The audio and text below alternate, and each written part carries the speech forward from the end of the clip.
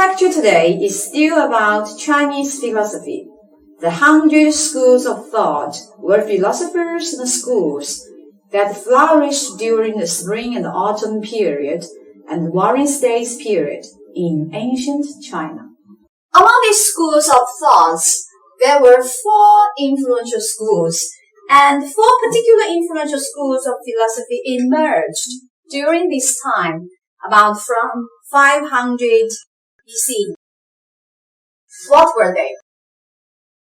First, this man is Confucius. Yes. And he thought that is Confucianism. And let's look at the second one. There was Taoism. Third one, Maoism. Fourth one, with eagle eyes, just so we said, legalism. So these were the 4 influential schools in ancient Chinese philosophy. And let's look at them one by one. First one is Confucianism. Confucianism emphasizes personal and governmental morality, correctness of social relationships, justice, and sincerity. And Confucianism helped many people learn about nature, the world, and the human behavior. Also, Confucianism helped the government and the emperor how to rule his kingdom. How to rule his kingdom successfully.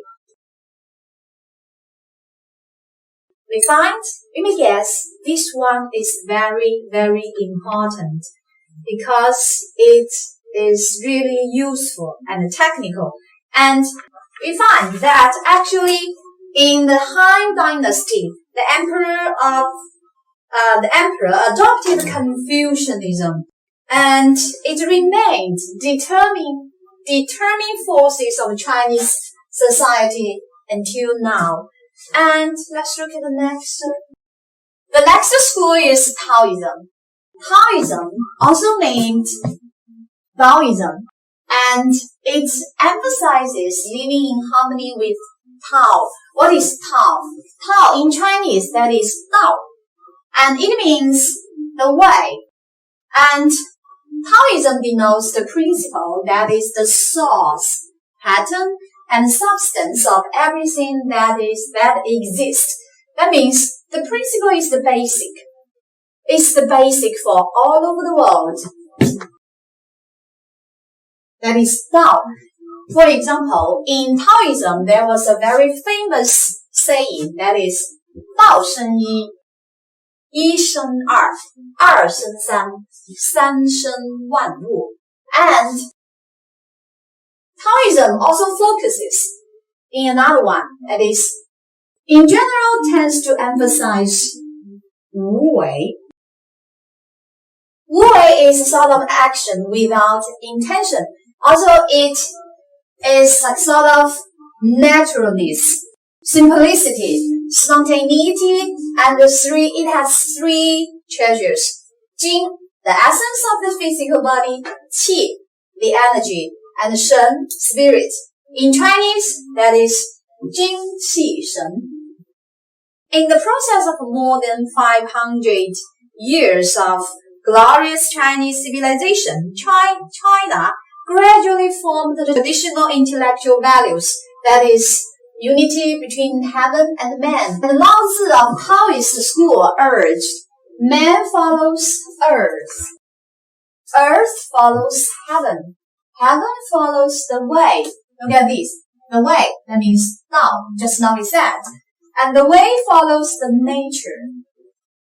The nature. And in Chinese, that is 人法地，地法天，天法道，道法自然. In Chinese, unity between heaven and man, that is 天人合一. And now let's move to Maoism.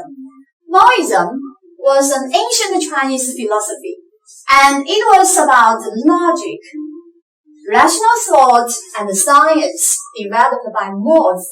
We find Maoism was a little different from other schools of thought, and it evolved at the same time as Confucianism, Taoism, and legalism. Till now, we didn't mention legalism. And here, 1, 2, 3, 4. So these are 4 influential schools of thought in ancient China. And one of the 4 main philosophic schools from around 770 to 221 BC. That is the founding of the Qing dynasty. And Maoism was seen as a major rival to Confucianism. So just now we said it's a big contrast to Confucianism. But at last, Maoism almost disappeared as an independent school of thought. And let's look at last one, that is legalism. Legalism, Chinese meaning, that is what? 法家. Legalism emphasizes a realistic consolidation of the wealth and the power of autocrat and the state. So we find legalism focuses on 2 words, wealth and power. And what was the goal of 法家? The goal of legalism was conquest and unification. It's a sort of power. And also legalism advocated the ruler techniques. How to read this one? That is 术. In Chinese, that is this one.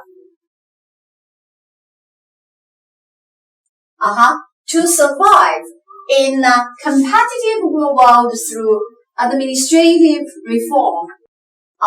And it was adopted by the Qing dynasty as its official philosophy. We know that after the founding of Qing dynasty, the emperor adopted legalism as the official philosophy.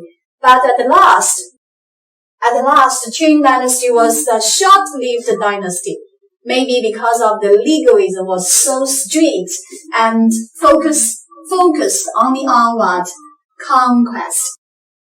And okay, now let's do some conclusion about our intellectual leaders and the 4 influential schools. And we found, despite numerous differences, the various schools of Chinese philosophy have shared a common general cultural context.